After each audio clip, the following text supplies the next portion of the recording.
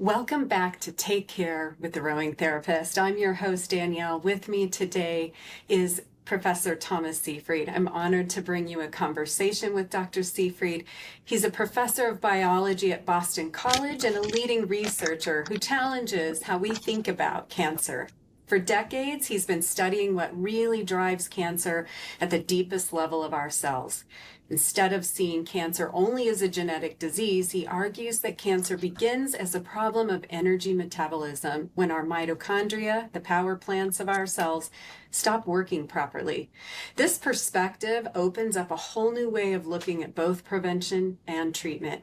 Today, we'll explore what this means in plain everyday language and what each of us can do to better care for our bodies, our health, and our future. Dr. Seyfried, thank you so much for being here today. Oh, thank you very much. It's a real pleasure to be here.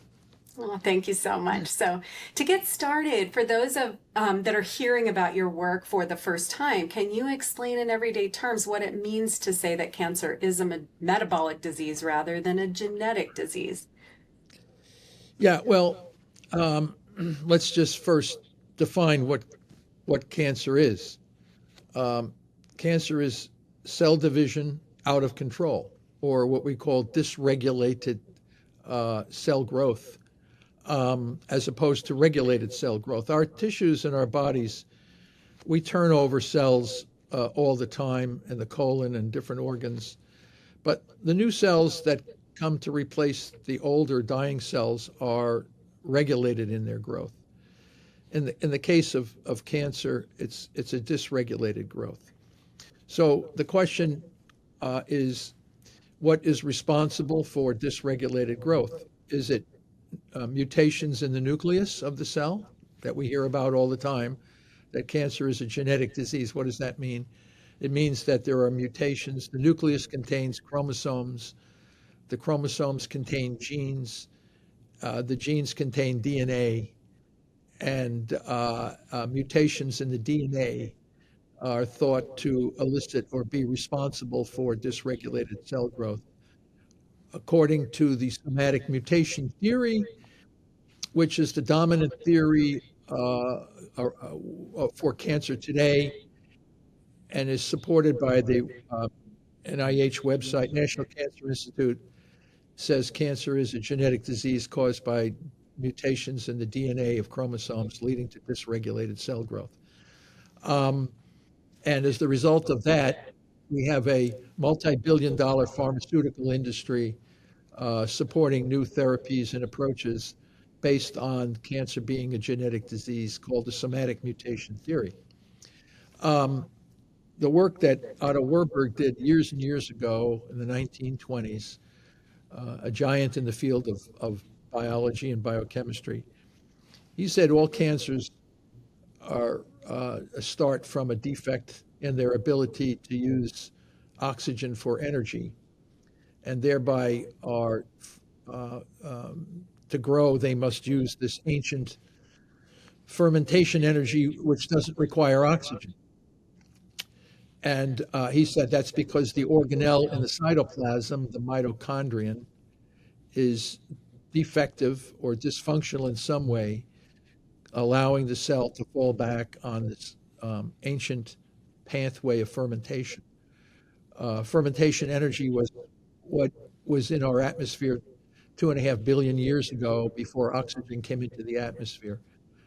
So in looking at cancer as a metabolic disease, we now realize that all cancers have some level of defect in their energy-producing organelle, the mitochondrion, allowing these cells to get energy from this called fermentation, energy without oxygen.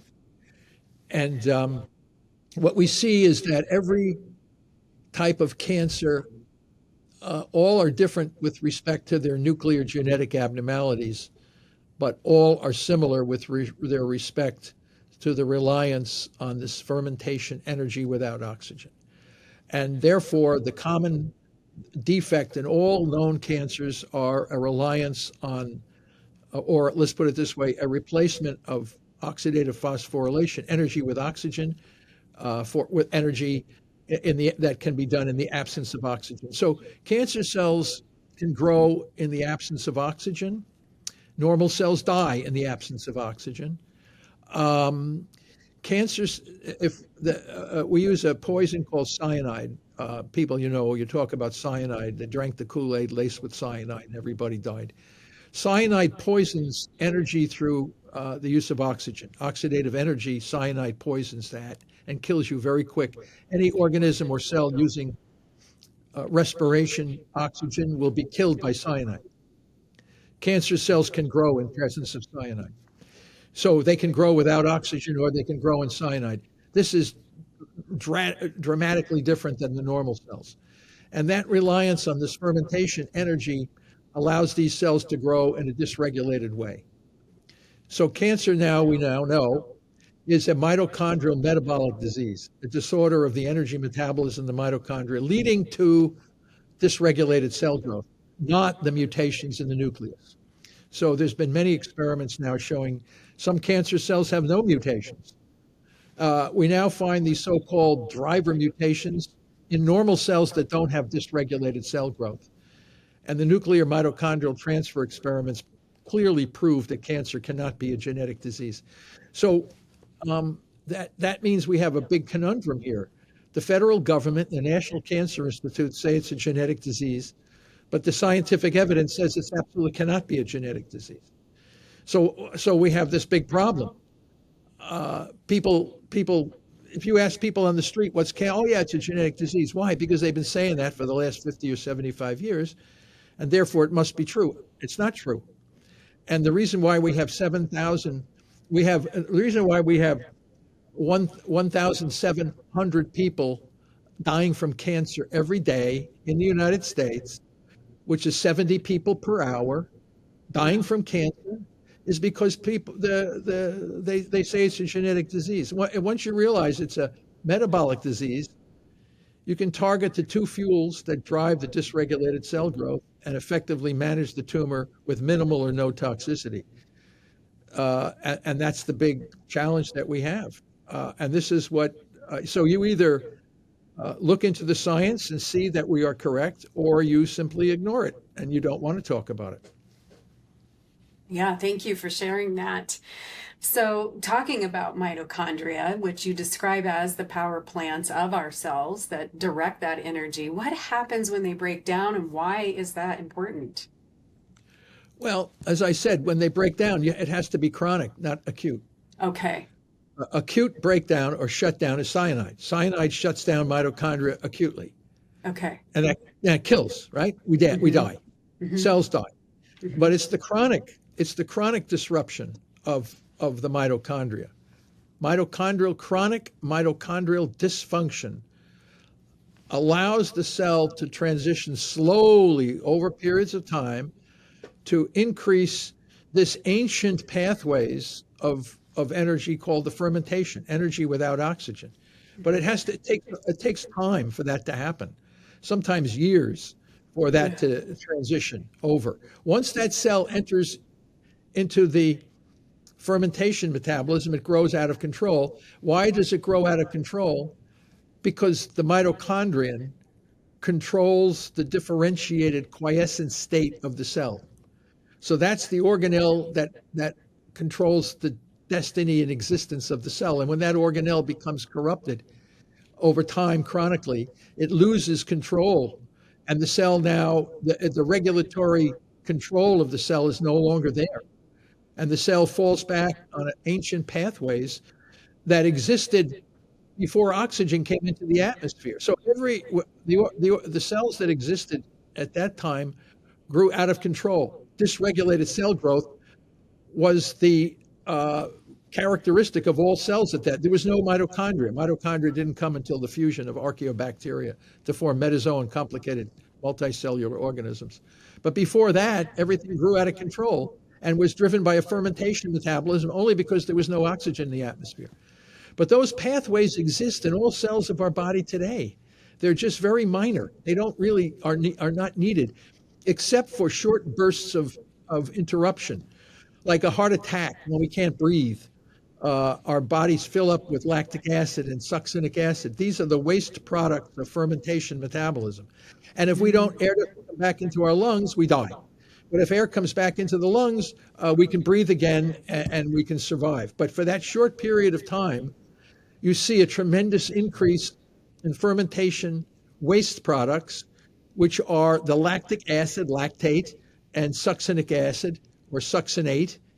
And listen to this, the cancer cells in our tumors are throwing out lactic acid and succinic acid all the time, even in the presence of oxygen, meaning that these tumor cells are being driven by this ancient pathway of fermentation, and they're no longer regulated because the organelle that regulates them is corrupted.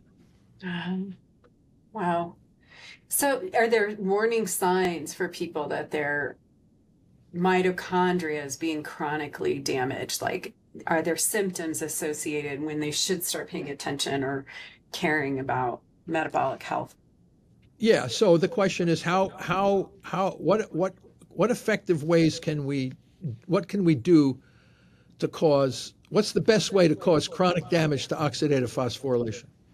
Okay. If people really want to get cancer, you'd have to go and say, I really want cancer. Okay, what do we need to do to chronically disrupt your oxphos? Well, don't exercise at all. Never do anything that would require any level of strenuous.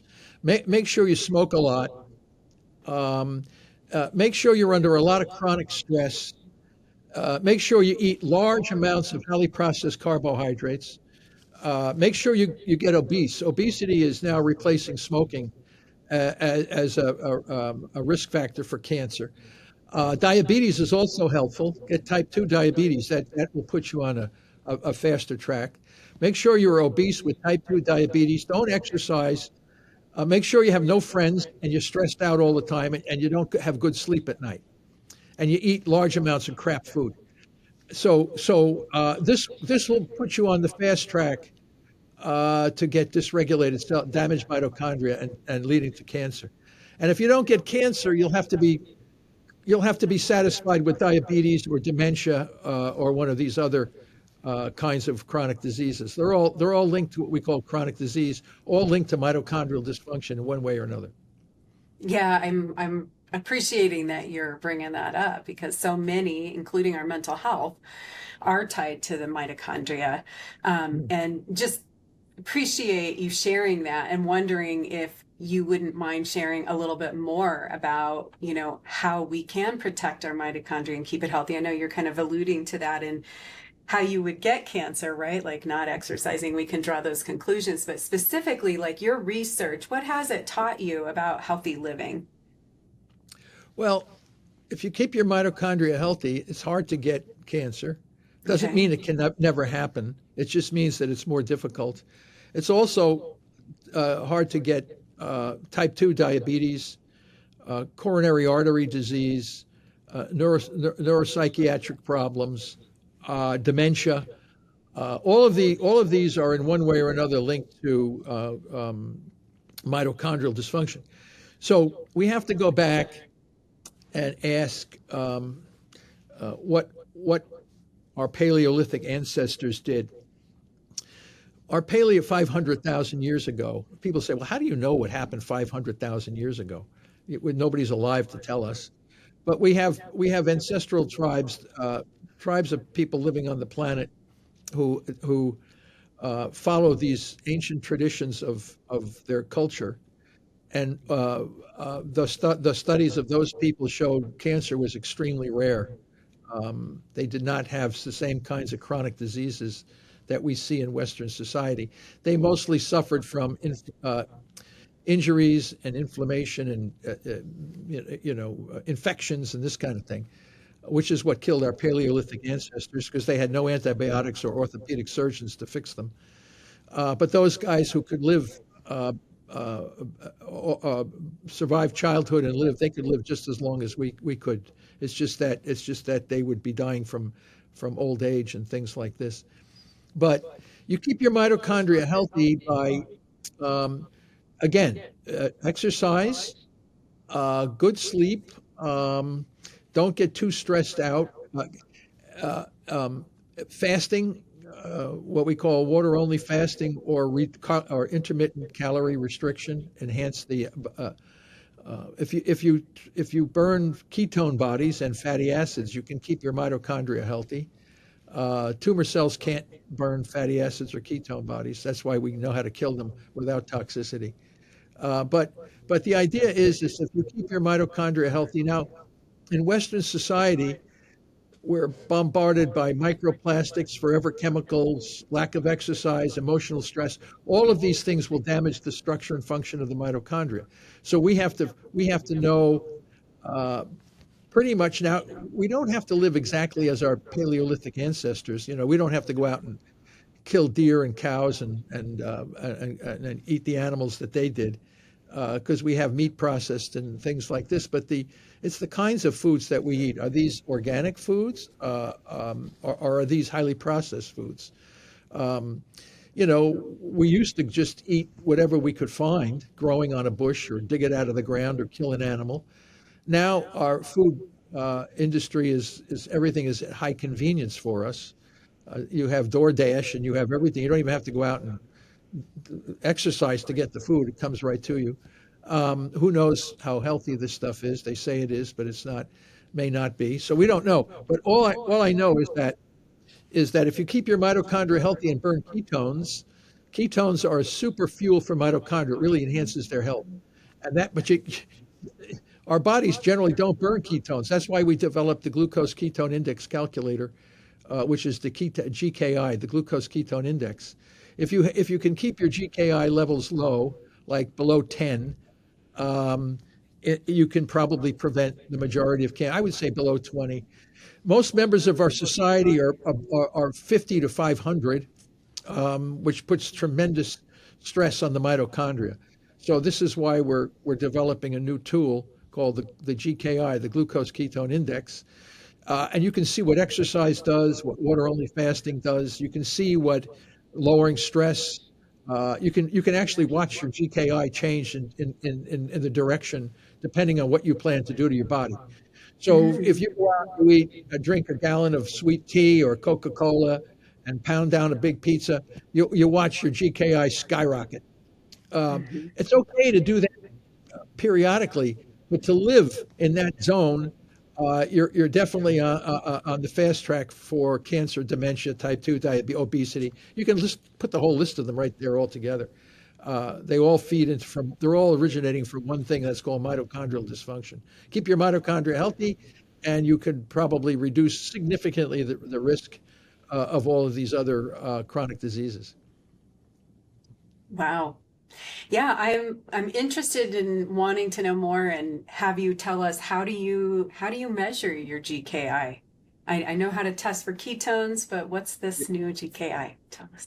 Well, the GKI is the ratio of glucose to ketones in the bloodstream. Okay. Okay. So right now they have monitors, finger prick. People I know, they don't like to do it because in the field, I worked in the field of epilepsy for years, and we know we can manage epileptic seizures in children with ketogenic diets, but you have to measure the ratio of blood sugar to ketones, and you do that with this ratio of glucose to ketones. You like to keep your blood sugar low and your ketones elevated, but it's a finger prick method right now. We have continuous glucose monitor. You see a lot of people with diabetes wearing these. They don't give you the ketones. And we don't have that. The continuous glucose ketone monitor will be, the Chinese have one made, but we don't get them in the United States. But this will be the future of managing chronic diseases. Easy. We can do it now with the finger prick method with the Keto Mojo. Okay. But you can buy it on Amazon. It's a blood glucose ketone meter. Okay. And it will, yeah, I think the meter is pretty cheap. It's like $50 or something. And the consumable strips, the glucose strips and the ketone strips are what you have to constantly replace. But anyone can do this anytime. Urine strips, people say, oh, you pee on a strip and it tells you a color-coded range of what your ketones are. But this is indirect. The most accurate way is the finger prick blood. You take like a diabetic would do. They're monitoring their blood glucose with a strip. Well, We do that now with the glucose strips and the ketone strips, and then the meter is designed that has our calculator in the meter. We couldn't patent this. They don't patent formula, so we never made a nickel on this whole thing. But yet it will be the tool to completely manage chronic diseases in the world population by just keeping your GKI levels in ranges that enhance the health and vitality of your mitochondria. So we now have a quantitative tool to know whether or not you're abusing your mitochondria. So Beautiful. Yeah. yeah. So if you were doing those blood tests alone together, so if you had a glucose monitor, let's say, and a keto monitor, what ranges should people be aiming for? Well, that's kind of variable. It depends on the individual. Okay. And some people can eat certain things, others can't. Everybody is their unique experiment themselves. So they would have to measure their values and see where they fall on the chart, and then determine what they need to do to move the value in the direction of health, mitochondrial health. Um, Most of us know. I mean, we've seen it where you don't eat, just do water only fasting for several days. You see your GKI come down, or a carnivore diet or something like this.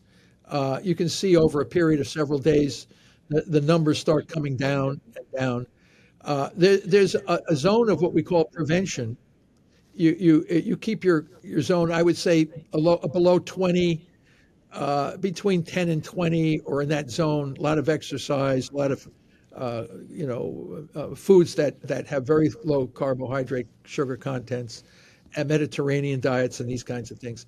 They all keep your GKIs pretty low. When you do exercise, walk several miles, ride a bike, lift weights, or whatever, and you see your GKI staying in these zones. That's a prevention zone. If you have chronic disease like cancer or diabetes or these kinds of things, for cancer, we said 2.0 or below. So you're really, uh, this brutalizes these tumor cells. They have a great deal of difficulty surviving in these low GKI zones. And they need the glucose, and they need the amino acid glutamine, which glucose can be managed with diet, but the sugar glucose can be managed with diet. But the amino acid glutamine, the second fuel driving the dysregulated growth, requires drugs. So we keep people in low GKI and then come in with glutamine targeting drugs to kind of destroy these tumor cells. And you can do it without toxicity if you can stay in these metabolic zones, and the results are quite spectacular for a lot of people. But again, it's hard for some people to do this. I'm not saying this is a cakewalk. I mean, you have your choice. You can either do metabolic therapy with some combination of toxic radiation and chemo, or you can do toxic radiation and chemo, and then if you do survive, you might have to pay the rest of your life dealing with the adverse effects of those poisonous and horrific types of treatments. But we're realizing now that people are managing cancer and chronic diseases, keeping a low GKI, and getting it lower will start managing. When we say we got to kill cancer cells, and they can't survive when the blood sugar gets really low.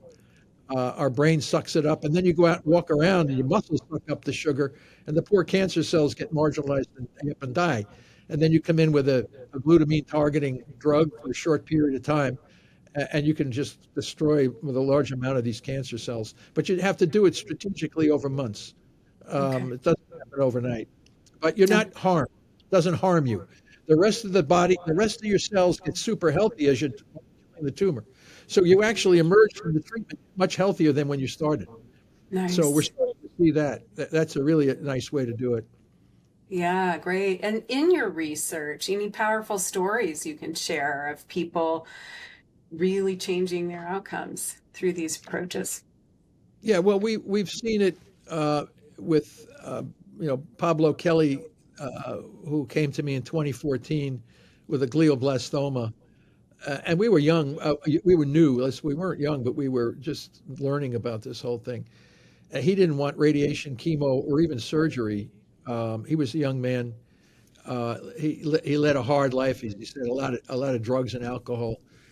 But he got a glioblastoma and then went cold turkey.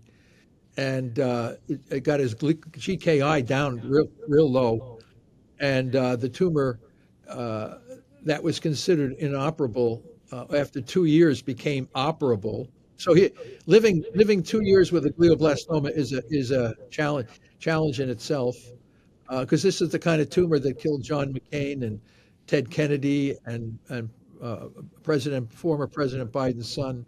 These are the very bad glioblastomas. And Pablo was doing really well. And then after a couple of years, he had his tumor cut out, debulk, they call it, and he thought he was cured, but then it started to come back again, and then he went back on the metabolic therapy, and he had that tumor cut out 2 other times. So he had it 3 surgical debulkings over a 10-year period, for a tumor that was originally considered inoperable. And if he didn't take chemo and radiation, they said he would be dead in a year. He died 10 years, but it was from a complication of the last debulking surgery, where he had a cerebral and died from that. So he never died from glioblastoma. He died from a complication of the third surgery of a debulking tumor. And we were laughing about this a week before he passed away. He came out of the operation, flying colors, thumbs up, and that night he had a hemorrhage and died. But the idea was that here's a guy with a terminal, deadly brain tumor, and he lives 10 years. And if he didn't have that last debulking surgery, he would still be alive today. So, and we're pulling pancreatic cancer patients. We're giving them a greater extension of life as well. We're really seeing prostate cancer, breast cancer. We're having great success with breast cancer. We're trying to publish these papers in peer-reviewed scientific journals where I publish. I'm not just pulling this out of my butt. The evidence for this is already in scientific peer-reviewed publications on the web, so people can read the story about Pablo and what he did and how his GKI matched his survival. So, we had a woman from Ohio who had breast cancer that metastasized to the brain and liver and bones, and she was given 1 month to survive, and then went to our colleague's clinic in Istanbul, Turkey, where they do a combination of metabolically supported chemo, low dose chemo with metabolic support, and she's doing really, really well. She's perfectly, no evidence of disease now after 6 years. She's doing great when she was supposed to have. Wow. Published that. We published that paper as well. Prostate cancer, we're seeing tremendous success with prostate. All the cancers, they're the same.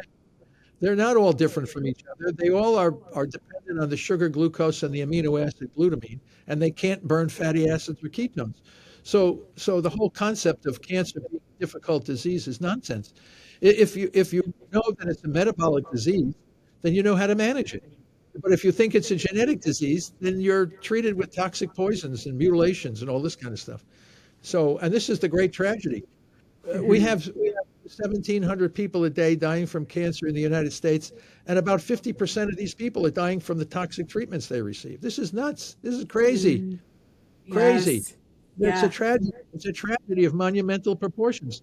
And yet the top medical schools keep saying that it's a genetic disease, and they got to use these toxic chemicals, these PD-L1 inhibitors, CAR-T immunotherapy, checkpoint inhibitors, and all this kind of nonsense. Those things could work together with metabolic therapy, but they would not be they would be secondary tools. They wouldn't be the primary tool. The primary tool is get the glucose down and the ketones up, and bring your body into a state of metabolic homeostasis. And then you could come in with some of these other things with very low dosages, so reduce significantly. We're not throwing out all the stuff for standard of care. We're just rearranging what's supposed to be used. We're using it in the wrong way. Yeah. It's just not, and people are suffering. People are suffering immensely as the result of this. Absolutely. What do you think it is that keeps the medical community so clinging tightly to this genetic theory? Revenue generation. So that's simple. Everybody knows that. Yeah. I mean, it's not surprising. Cancer patients are serving a valuable role in our economy. They're maintaining a tremendous industry. So the industry is more interested in self-preservation than in patient outcome. That's clear. It's immoral. It's actually a moral industry, basically. Um, but you generate a lot of tax revenue from these companies and things like this. But it's not in the best interest of the patient, but in the best interest of the industry, and everybody knows that. And they just go like sheep to these top clinics, and they think they know what they're talking. Most of these guys in the clinics have no clue. They're giving their cancer patients ice cream and cake and Coca-Cola and candy because they say Yeah. glucose has nothing to do with cancer. What are these people, nuts? Don't they read the scientific literature? Don't they understand the biology and biochemistry? And then they Wow. wonder why we have all these dead cancer patients. I mean, I don't understand it myself. I mean, once you understand what the cancer is, and you say, why are we doing what we're doing? It makes no sense. Yet the people don't. They get so frightened. And I know that as soon as they hear that they have cancer, they think the angel of death is looking over their shoulder. And Yeah. that's not necessarily the case. We're seeing tremendous management and recovery. It's hard to recover when your body is poisoned and irradiated, um, Yeah. surgically mutilated. I mean, even normal people subjected to this could die just from that, much less a Yeah. cancer. And they also have a lot of comorbidities like diabetes, obesity, cardiovascular problems, and all of these compounded make recovery difficult. We can with metabolic therapy, we manage not only the cancer, but we manage a lot of the comorbidities associated with it. The problem is the people at the top medical schools are unfamiliar with this. The medical schools are not training. They're not Yeah. training physicians to know about this.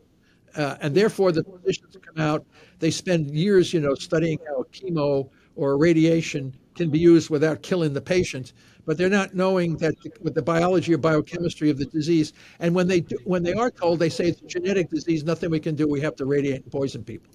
This is the crazy stuff that's happening.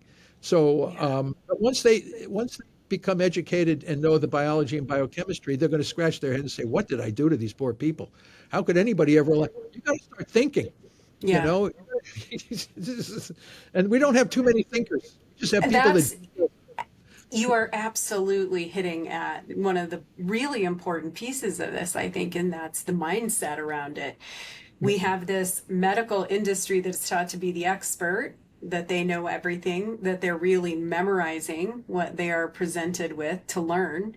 And so there's not room for open mindfulness, right? Of being curious, of noticing things, of treating patients like they know their bodies and they're connected to their bodies. And I think you even mentioned before, that idea of if I heard someone once say to me, well, you can't beat genetics when we were talking about health. She says, this is what my doctor told me. You can't beat genetics.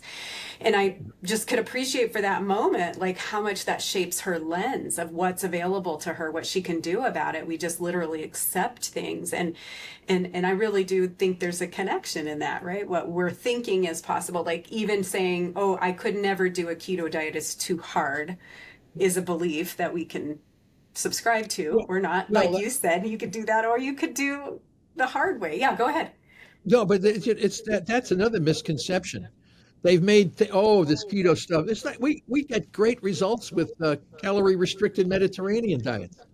What I mean, people can't eat sardines and salmon or avocados or olive oil. I mean, they can't eat that. They can't eat a prime rib. They can't eat a ribeye, tomahawk ribeyes. What's wrong with a tomahawk ribeye? Right? Well, I I'm can't. with you. I'm The with only you. people and the vegans, they may have a little bit more challenge. It's harder for the vegans to get into low GKI than it is for the carnivores. But every person can get into that zone. They monitor what they eat and how much they eat, and they don't they eat the regular stuff. I'm not saying go out and eat a bag of pretzels and potato chips. That's going to be tough to get into a low GKI eating that stuff. But who does that? I mean, who would want to do that to manage your cancer? Eat potato chips and pretzels? Nobody does that. Maybe there are some people, but I don't know many. I mean, but we already put the pathway to get into low GKI, and if a person can do that with a pescatarian, Mediterranean, whatever it is, and the term is nutritional ketosis. The people who fear what we say want to make it like, oh, ketogenic diets are so bad. What, are you kidding me? Our ancestors were all in nutritional ketosis. We evolved in nutritional ketosis. It's my belief that once you don't understand evolutionary biology, you remain profoundly ignorant of how the body works. And believe me, there's very few people that really understand evolutionary biology. And this will crack the code for cancer. Understanding evolutionary biology will crack the cancer. We'll be able to manage it because we're going back to the way our bodies were designed in the first place. We are a supreme effective machine. We evolved in starved environments. We, as a species, could go long distances without eating and have tremendous energy. Our bodies are an incredible machine. The obesity epidemic is evolution in action. If people say, I don't understand biological evolution, I said, do you understand the obesity epidemic? Everybody can see that. Those folks that are obese are the survivors of our ancestors that survived incredible periods of starvation or lack of energy. Our bodies are supremely designed to store energy.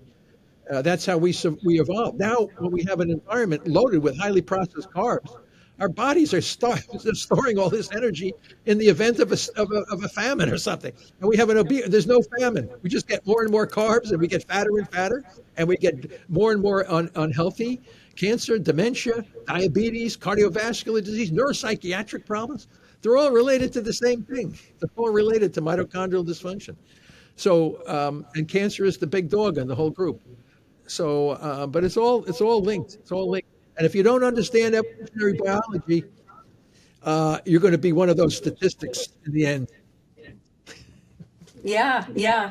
And you're mentioning us evolving from a ketogenic diet perspective, right? Of starvation, of having our bodies producing these ketones. It wasn't a ketogenic diet.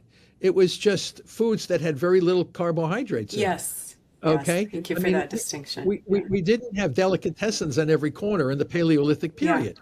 Yeah, absolutely. Where would you get carbohydrates from? A ripe fruit during seasonal periods, and people would gorge them. I mean, we are obsessive compulsive behavior people too. We would eat as much ripe fruits and get drunk just like the animals. Where there would be some fermentation in the air, and we would be just but it was seasonal. It wasn't lasting long. Yeah, then we were back. Yeah, that's why we developed festivals during certain periods of the time, so we could all enjoy ourselves periodically. But now the festival is 24/7. The festival. Yes, absolutely. Absolutely. So, and the point I was getting at is that, sometimes people feel like they have to cycle their carbohydrate use and that there's some kind of a risk associated with eating to have their ketos levels higher throughout. Is there any risk involved in someone who wants to maintain nutritional ketosis for a long term? Well, as I said, our ancestors were mostly in nutritional ketosis all the time because there wasn't a way to get out of it. Gotcha. Except during seasonal periods where fruits or vegetables would be on the riper side, where they might have a little bit more carbs, for sure.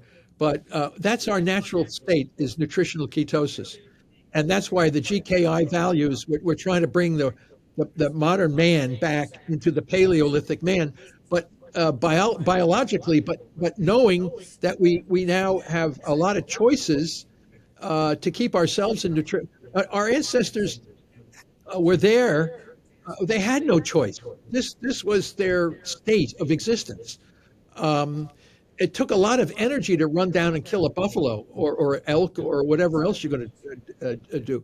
You spend say hunter-gatherers. Okay, how many you got to gather all day long? You're using a lot of exercise to do all this stuff. And you're eating foods that are very low in carbohydrate content, no highly processed carbs. Everything was all natural. And you were in a state of nutritional ketosis most of the time. Now, of course, if they had access to highly processed carbs, they would gobble it up. And that's what we're doing today. We gobble it up and we get fat, we get demented, and we get cancer, we get diabetes, and we get cardiovascular disease. Because all that stuff is in our environment constantly. And it's engineered to be highly palatable and keeps you coming back for more and more. Oh, unbelievable. You just can't eat one. You know, Yep. you can, nor could our ancestors. I mean, if we had these guys and we could bring them back from 500,000 years ago and give them a big box of bag of potato chips and donuts and cake, oh, they'd be killing themselves for this stuff. They just never had it. Yes, absolutely. Yeah. It's engineered to be that way. Yeah. Yeah. Well, Now once you you're, know, yeah, once you know that, at least none of us. The problem now is the society doesn't have the knowledge that I'm talking about. So we are yeah. in charge of our own destiny. And once our GKI values get out and published, and people know where they stand on a daily basis, then it will be up to personal choice. I'm not against getting rid of highly processed carbs. I mean, I like them too. I like a pretzel and a beer. Who doesn't? But to live on it, it would be a hazardous to your health. Yeah, So so you advocate, generally speaking, living a pretty healthy lifestyle, allowing yourself these treats occasionally, not as the norm, just as you said, our paleo ancestors would have these festivals and times of the year that they would engage in these different things. But something else that comes to mind when you mention the paleo era is, this idea of living in such a comfortable society, right? Where our rooms are climate controlled and everything's available at the touch of a button. Just wondering about, as far as mitochondria health, how much things like sauna use or cold exposure, do those things help with mitochondrial health? well, I think they probably do. Um, you know, uh, Exercise, I think, is probably one of the most important things. Okay. Uh, think about how hard it would be. Even prairie, even our colonial ancestors lived a tough life. Um, Cancer was not a big disorder in the 17 and 1800s because most people were eating organic foods for the most part, had a lot of exercise. Um, so none of these things, cancer seemed to explode big time after the Second World War, uh, where it really became bigger and bigger. And in fact, the English have done some nice studies during the Industrial Revolution. What was killing most of the people was consumption, TB, tuberculosis, infections, and things like that. But then in the 1990s, it started to be cancer and these kinds of things. So clearly, cancer is a disease of advanced technology, our Mhm. technological advances. As I said, our technology has evolved far faster than our biology. We Um, are still Paleolithic man evolutionarily, but our technology has put us now in a new environment that impacts negatively on our health. And then we mhm. built a giant industry around taking care of these health issues. We have stents for the heart. We have these drugs that will allow blood flow. We have glucophage for diabetes. We're using Band-Aids to manage chronic diseases, which are all preventable. Mhm. So, and the health industry is making billions and billions of dollars on Band-Aids for chronic diseases when it's all preventable. Yeah, yeah, absolutely. Absolutely. What are your thoughts on the GLP-1 inhibitors? Well, I haven't tested them enough to know, Okay. um, and I don't know what the long-term consequences will be. I know there's some adverse effects, but I don't know how bad they are. They call it Yeah. ozemic face, and I know there's some muscle loss and maybe some eye retinal problems. And I know how hard it is for people to want to lose weight Hmm. uh, and exercise, and once you start going on these yo-yo dieting and all that, you trigger what we call the thrifty gene, where the body always feels now it must super store energy because you have threatened it several times. And in the Paleolithic period, we were always in that condition, so we always had to store as much energy as possible. So yeah, people want the easy way out all the time. I'm not, it's more convenient to Yeah. drive to get a Big Mac from McDonald's and get it through the window than it is to park your car, unask the car, and walk in and get it. It's much easier to take Ozempic than do the do what you have to do. Yeah. No, you were talking about these Band-Aids, right? And that was what came to mind for me is that this big trend right now of people injecting themselves with this to get quick results and Yeah, just it's not who we yeah, are. It's who we are. yeah, It's our yeah. human nature. Absolutely. So if someone listening to us today is dealing with cancer or their loved one, what advice would you give them? I'm not a physician, so I really can't give them any medical advice about anything. That So, absolutely, yeah. so I only have to share knowledge and Hmm. share evidence, and then people can come to their own discussion. The problem that I see is that, we publish all these papers, we discuss all these concepts. The guy on the street hears it and gets all excited, and then when they have cancer or something, they run down to their top cancer center and they say, "Oh, everything that I say is not true. There's no evidence to support what we're saying. Do what we do." And the poor patient is left in limbo. They don't know. Uh, Yeah, how, and they say, "Well, if if sugar drives cancer, why are you giving me candy and donuts in the waiting room?" It doesn't make any sense. Oh, no, cancer doesn't have nut sugar. This tells you the lack of knowledge on the very people that are supposed to be there to help you. And it's very glaring. If you have a physician that say eat donuts and candy, you get rid of that guy. Get somebody who knows what he's doing.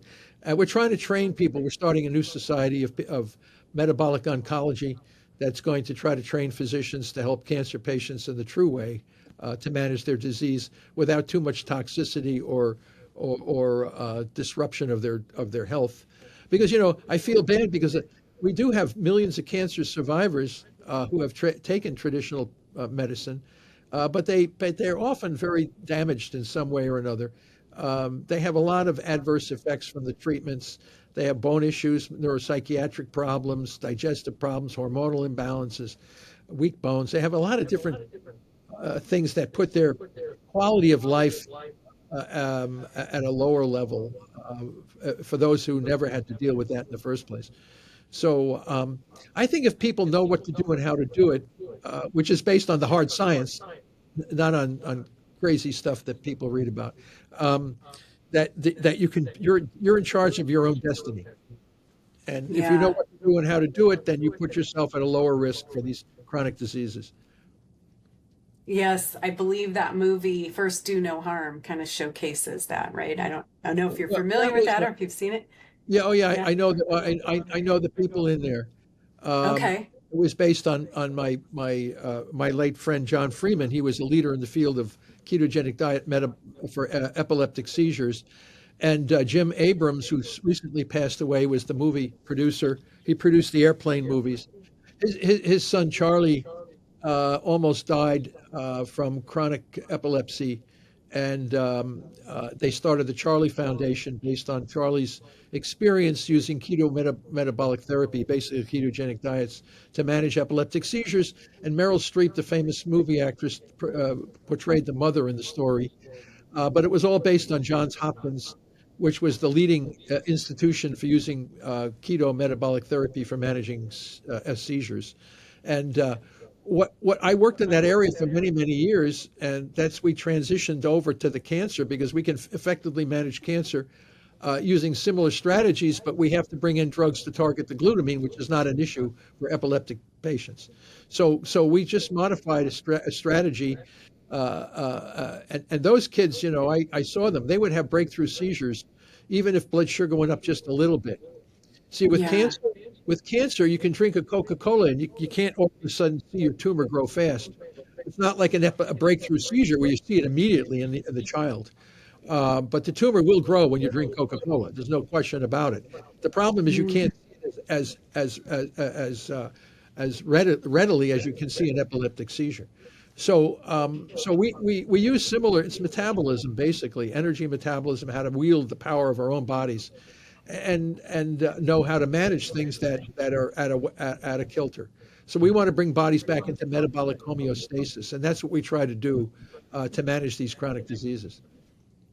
Yeah. Okay.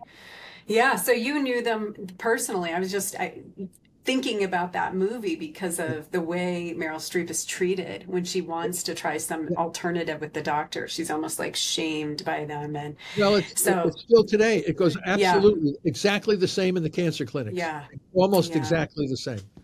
Uh, which is hard because you're feeling vulnerable already. And the last thing you want is a doctor who's challenging what you're saying. So, but it sounds like a good protocol is to know your research, read, learn about it, advocate for it, and you can actually shop around and find a doctor who's more in line with that, is kind of what I'm hearing you say. Yeah, but Get you a got to be sick. careful too. You have to be careful because some of these guys, they talk the talk, but they don't understand the science or biology, Yeah. the biochemistry. So they start throwing all these supplements at you, and say, "Oh, Mm, this is supposed to help, and that's supposed to help." There's not. I don't talk about anything unless I've tested it in my preclinical systems in my lab here at Boston College. So yeah. people ask me about this or that. I say, I don't know. Until I test it, I don't Yes. know. Until I see peer-reviewed, replicated science supporting it, like the parasite medications. We discovered that the cancer cells use a very interesting kind of energy metabolism inside their broken mitochondria. It's actually a fermentation mechanism. And turns out when I saw parasites using the same thing, I said, wow, these parasite medications may work really well against cancer. And they do, because the cancer cell and the parasite use a common metabolic pathway. So Mm, we can now explain. People knew some of these parasite medications work, they didn't know the mechanism. So we know the mechanism, why it works and how it works. We know we can treat cancer with parasite. As long as the patient is in nutritional ketosis, this all works so much better. You have to do both. You have to know how to target both the glucose and the glutamine pathways while transitioning over the whole body over to fatty acids and ketones. And then you can start managing all these diseases. But you got to know the biochemistry. I don't expect the guy on the street to understand as much as we do, because this is all, I live 24/7 doing these experiments and looking at the mechanisms all the time. They just need to know what I need to do to exploit what I know. And that's the thing. That's the thing. yeah. The solution, a major participant in the management of cancer is the patient themselves. A lot of the success rides on their shoulders. So they don't have to feel like they're sitting there like just some object and being irradiated and poisoned and mutilated. They have a lot of the outcome depends on a lot of their active participation and knowing what to do and how to do it. And a Yeah. good physician will tell the cancer patient, this is what you need to do to work with the drugs and procedures that I'm giving you to make this process a lot more, less stressful, a lot more manageable with greater outcome. Yes. Well, and to make your work a little more accessible to the guy on the street, right? You've also co-founded a nonprofit, the Foundation for Metabolic Cancer Therapies. Can you tell us about its mission and the work it supports? Yeah, that Travis Christofferson's foundation was developed after I wrote my book, Cancer as a Metabolic Disease. He just wanted to make sure that that what we were doing would be supported. And all of our research here at Boston College comes from philanthropy and private foundations. Um, I always find it strange when people give multi-millions of dollars to the top medical cancer centers for drugs and procedures that have made the problem worse. And when you do metabolic therapy, it's the goodwill of a few people that realize that they can make a difference by supporting our research. So Travis Christofferson's foundation has been absolutely instrumental. People who want to support our research give money to Travis. We have a standing grant through his foundation to Boston College, and I can continue to test, and we work out dosage, timing, and scheduling in preclinical models of animals that have natural cancers, not these genetically things that people work. Many people use these genetic models that are genetically created in abnormal biology and everything, and then they wonder why it doesn't work when they try to go into the human clinic. We use only all natural models, and it's just as hard to manage those cancers in mice as it is in humans because they're all natural. They're not these genetically engineered things. So whenever we get success in our preclinical models, we get even better success when we translate it to the clinic. I'm shocked. I've never cured cancer in a mouse, natural cancer, but I see humans doing so much better than the mice that we work with. People always Wow. say, "Oh, you cured mice." All that's bullshit. You use natural cancer models; it's very hard to cure them. But we're getting great success in keeping animals alive far, far longer. And when we use it translated over into the clinic, we're shocked. Most of my clinician friends are just like blown away. How can these people so, look so healthy? They were told they had terminal stage 4 cancer and they look super healthy and they're not dying. What's going on with that? What's happening there? Because you're targeting glucose and glutamine while your body is in nutritional ketosis. That's what's going on. So, Wow. and you're using different kinds of non-toxic drugs that we're working on to try to figure the molecular mechanisms of action. So we're working on it all, and it eventually, press pulse metabolic therapy, which we developed here at Boston College, will eventually become the standard of care for managing cancer throughout the world, based on GKI value, glucose ketone index, knowing how to move the patient from one stage to the next, dosage timing and scheduling. It's a work in progress. It's still at the very beginning, but our observations are astonishing for some people, not all people. There's some people who just simply cannot do it, and we're trying to figure out ways to help these folks get into these zones. Some people are so far gone when they try to do it. Like if a person gets cancer and they're treated, they're radiated and poisoned and mutilated, their bodies sometimes no longer have the capacity to rally. We use the normal healthy cells in the body as a secondary attack on the tumor cells. So when your normal cells are healthy and strong, and you put the body under nutritional state, the normal cells will attack the tumor and use the fuel of the tumor to the rest of the body that are craving fuel. So it's called autolytic cannibalism. Our own body will Wow. attack the tumor. Once you put, Great. yeah, but you got to know how to do that. I mean, it's a skill to know how to do this. It's Yeah. not like, oh, Yeah. let's all go out and do autolytic cannibalism, right? Well, Yeah. yeah, you got to.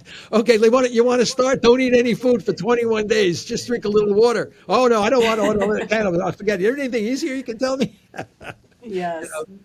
But It's a good we point. learn all this stuff, and we try to make it as easy as possible for people. But I think once they understand what's going on and how to do it, people feed back information to us and tell us new information. Then we do it to the mice, and we see how the mice respond. And oftentimes it's a feed forward, feedback, and we learn so much. Yeah.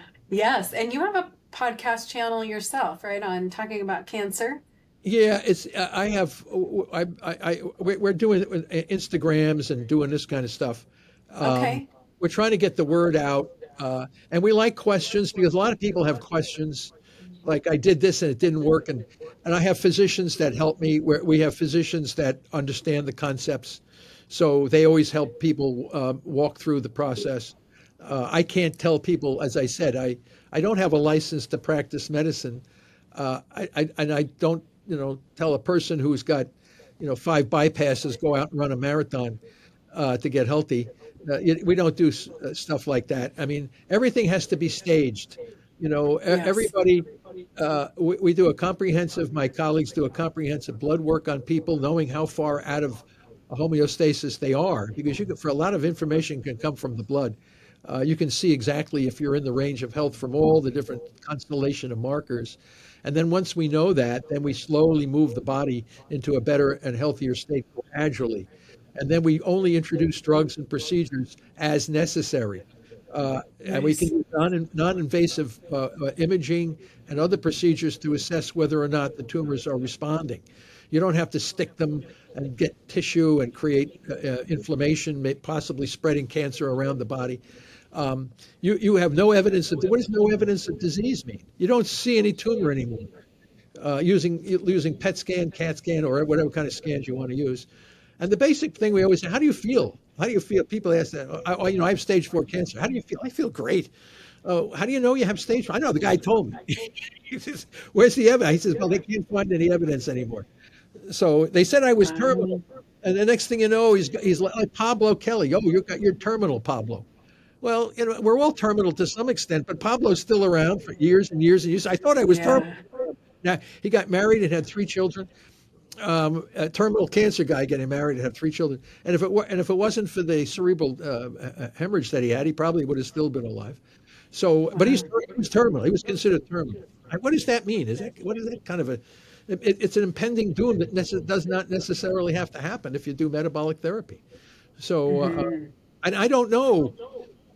Maybe they will eventually die of that. But I know that if you live to be, if you're diagnosed with cancer at 35 or 40, and you die from old age at 95 from a heart attack, you obviously were cured of your cancer because you didn't die from it.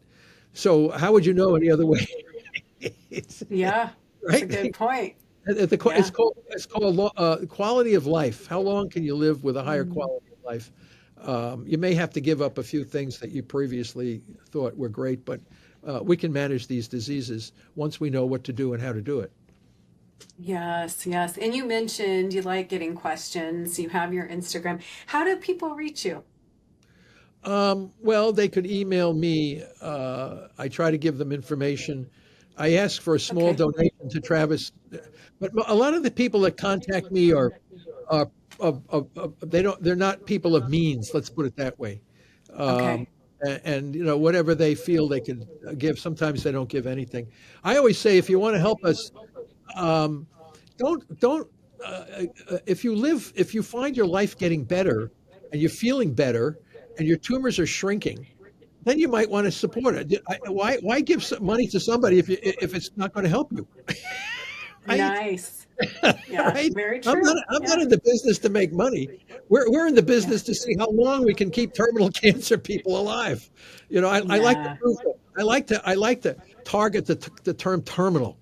I want to make sure that becomes extended term. What does extended terminal mean? You mean it's someday? Yeah, we're all going to die someday, but Yes. let's not accelerate the eventuality. Let's extend it as long as we can. So I like to see people that were told they were going to die in 6 months to a year, and they're out 5 years and they're doing fine. Isn't that enough reward for somebody? I got a job here. I don't need to make $1 billion. I just need to know that it's working. Yes, yes, you seem very committed to your purpose in getting this message out and helping people extend their quality of life and push that date out. They're diagnosed as terminal. Any other takeaways that you would want our listeners to have as we're wrapping up? I think that our mission is very clear. We have an end game on this whole thing, and that's to see metabolic therapy become part of the standard of care because it's going to help so many more people, and that's a challenge. I mean, you're up against a wall of resistance. Not that they say your science is wrong, but in fact, they rarely, if ever, criticize the science. It's always something other than, oh, it hasn't been proven. Oh, you didn't do a clinical trial. Oh, this is a fluke. That's how many damn flukes do you want to see before you make up in fact, they'll never change. They have to be told, don't do that anymore. Do this, and then they'll do it.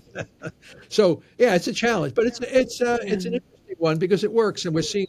I'm shocked sometimes when I see these poor people that I thought were dead. Believe me, I got stage 4 breast cancer. It's in my brain and bones, and I want to try metabolic therapy. I don't hear from them, and then all of a sudden, 2, 3 years later, I get an email. Oh, I'm doing fine. The doctors are always miffed. They didn't understand what happened. I said, I know I exactly. love it. So we see Yeah. how it goes. I'm always shocked. So I turn it over to my students because they're really getting excited about this because the cancer is now striking younger and younger people. And it used to be only a disease of older folks. Now it's coming. I can't tell you how many young people. So clearly it's our environment that's putting our Yeah. young people at risk. And we can put a stop to that real quick because we know what's going on and how to manage it. So the young people need to get involved and start waking up to the understanding of their biology, and then we'll be able to reduce this significantly from what we're experiencing today. Managing chronic disease very effectively using metabolic therapy will be the way to go. Absolutely. Yes. Well, Dr. Seyfried, thank you so much for sharing your wisdom, your passion today. For our listeners, thank you for being with us. Please like, subscribe, share this with someone who may benefit. Also, just a disclaimer, as Dr. Seyfried mentioned, this podcast is for information only and should not be viewed as medical advice. Hope today's discussion inspires you to live well, take better care of yourselves, and thank you for tuning in.